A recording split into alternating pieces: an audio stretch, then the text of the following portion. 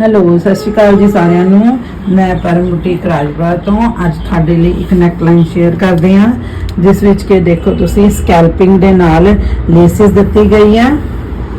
ਵੀ neck ਦਾ pattern ਹੈ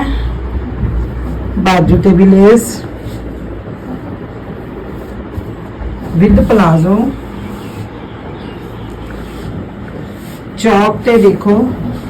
कितना प्यारा स्कैल्पिंग दे नाल लेसेस दे नाल आपां ने घेरा तैयार करवाया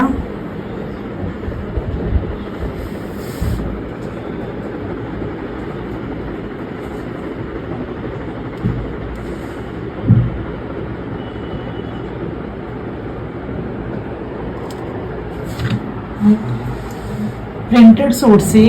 जिसनों के असी लेसिस दे नाल हाईलाइट किया तो सूट की लुक बहुत सोहनी आई है। और इस तरह के डिज़ाइन देखने लई तुसी परम बुटीक इंस्टाग्राम ते फॉलो करो।